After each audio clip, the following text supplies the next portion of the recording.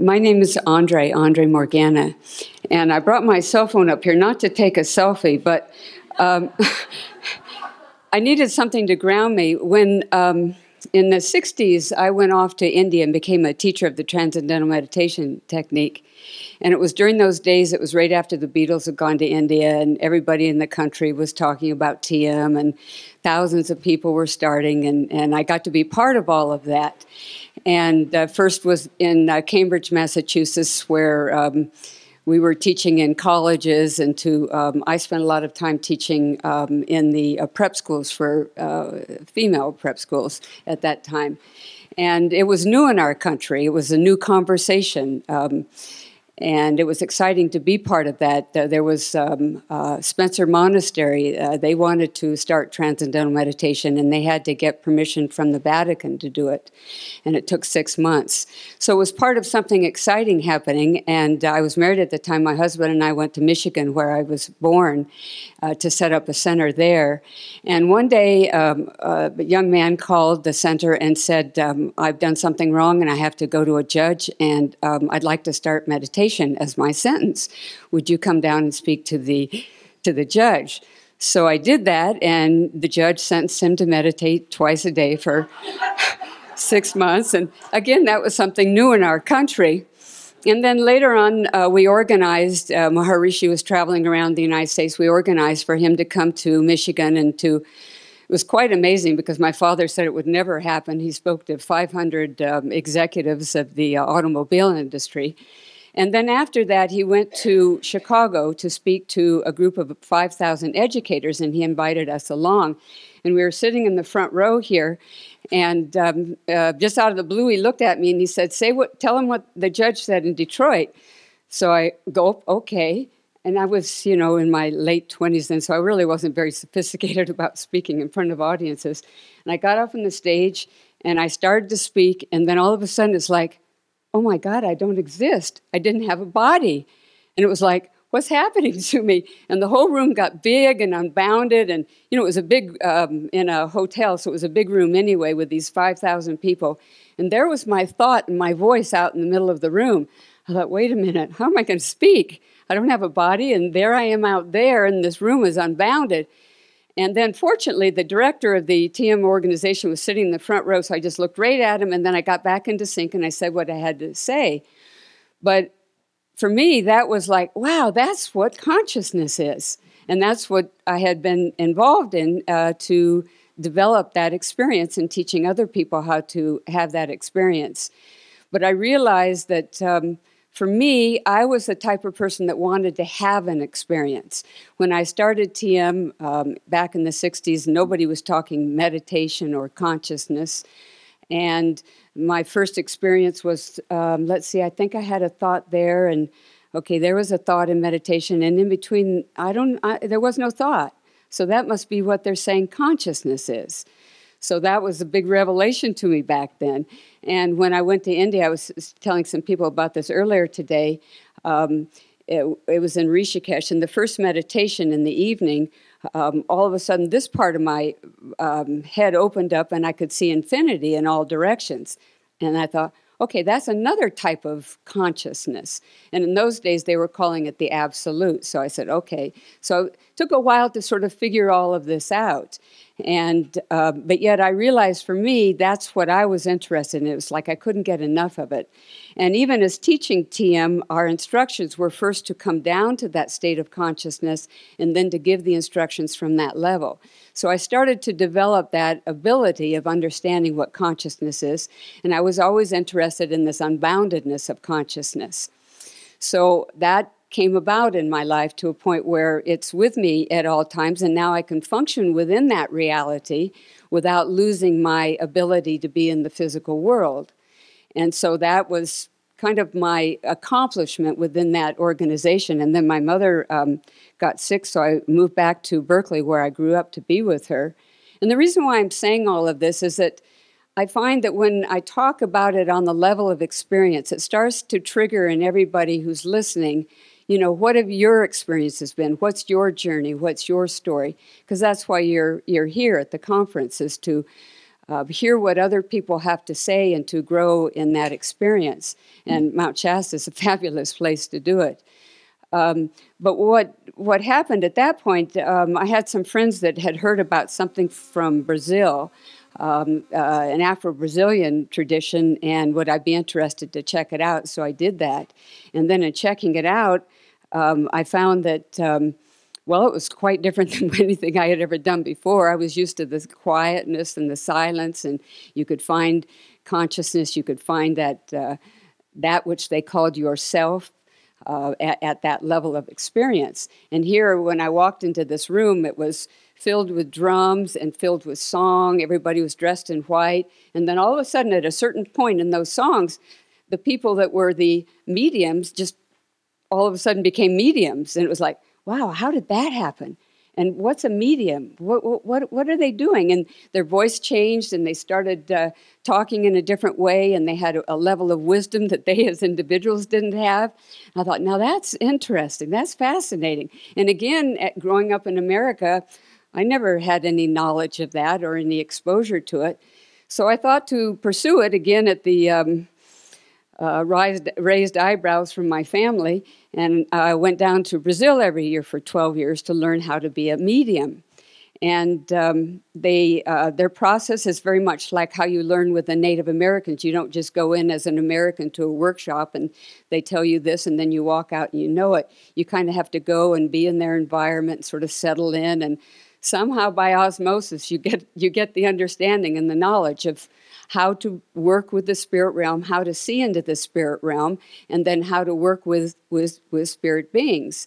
And it was like within the realm of consciousness, but it was like being able to see into consciousness and to see what's out there in the universe. So I was interested in that because that was another level of sort of awakening, sort of an opening up of the door. So I became a medium, and I work with primarily two spirit beings. One is named Hiawatha, who's in our history books, and that's a whole nother story because once I became a medium for Hiawatha of the Iroquois tradition, I thought I should go back and introduce myself to the clan mothers and say, this is what's happening to me. This guy wants to talk through me, and to actually hopefully seek their blessing. Well, I found out they didn't want to speak with me, and they consider me very controversial. Well, I can understand that. I'm a white person. I grew up in America, not on with that tradition, and I would probably think the same thing. So for about 6 months, I stopped doing that, and then his wisdom was so great. I want to learn what he knows, so I kind of went back to being a medium. And at that time, I was living down in Marin, and in the tradition that I'd learned from Brazil, when you work as a medium and the people in the public come, you pretty much address their concerns in their daily life. And that's how it started out for me. But then I moved to Mount Shasta, and Mount Shasta being Mount Shasta, their orientation started to change. And the knowledge they were giving started to change. It wasn't in the traditional way in which it was taught to me of what they would be doing. And in the case of Hiawatha, he started taking people on meditations outside of our Earth, outside of our galaxy, and outside of the universe. And he didn't do it in a linear way, although it was interesting. The first time he showed me how to do it, he said, okay, now turn left, now turn right. It's like he guided me in a linear way outside the universe. But now he has a meditation where he teaches people how to expand their awareness. And then I realized, after I got the hang of what he was, where the direction he was going in, why I had spent, 20 years with the Transcendental Meditation Organization teaching thousands of people was to get solid in understanding consciousness, first of all, to be able to step outside my body and to identify with that which was my reality consciousness so that I could be a medium for him. But at the same time, he's using my awareness, which is used to expanding, and then through my awareness, he can come in and then show other people how to expand their awareness. Because it's when I'm a medium for him, they call it a full body incorporation. He comes into my body, I leave my body. So he's here in the room and then working with the people in the room. And what's interesting about it is, for me, my interest in it was, as he expands your awareness, the experience of that awareness, your presence, which you begin to identify with, becomes larger and larger and larger. And then when you're outside the universe and you go back to that level of consciousness, or to that level of your presence, or that presence that is everywhere at all times that you are a part of, the experience is much more enriched than how I had seen it all those years when I was a TM teacher. So this is really something, in my mind, pretty significant. And in 2004, I was guided to get a nonprofit status for a university called University of the Universe. And it's only been this last year that now I've been given the knowledge that they have, and they want to make this the core curriculum of this University of the Universe, so that those who embark upon this core curriculum and take these meditation courses and are interested to have that experience, what I've always seen is, if they are a faculty member representing a certain tradition with a more expanded awareness, they can go back into that tradition, and those stories, which are kind of like kindergarten versions of really what has happened in the creation process, or how we as human beings got here and all of that, if their awareness is much more expanded and they can see more into the universe, then they can bring forth more knowledge and more understanding. So that's where I am right now, and that's kind of what I'm doing. Is I'm just it's just me and this name called University of the Universe, and these two spirit beings that I work with that are marching forward, and this is the first venue. I really thank Dawn very much for this opportunity to, to tell you about that. There's also another spirit being that I work with. Her name is Vovo Anamalia, and she, when she was on Earth, in her last time on the Earth, was in Africa when the slave trade first started. And she was part of a tradition of seers who could look into the universe and see the actual energetic formation of the universe. I think the last speaker, Joseph, was talking about energy. And they had seers that could look at the whole entire universe, how it was made up, how it came to be, and all the different energy formations that created the structure called an environment of the universe. And in that tradition, they call those energetic forces orishas. And when they identified them, they could see them as intelligence. So it's not just energy as energy, but energy that has awareness of itself, has intelligence, has a presence. And then they devised ways in which their people could get reconnected to the universe. And so they did that through drum and through song. So that's her teaching. And it's interesting because both Hiawatha, who's of a Native American tradition, and Vovo, who's of an African tradition, are both bringing into their own traditions a greater understanding than's already seen here on the earth. So in many ways it's controversial, but I feel confident that the knowledge is exciting and good knowledge.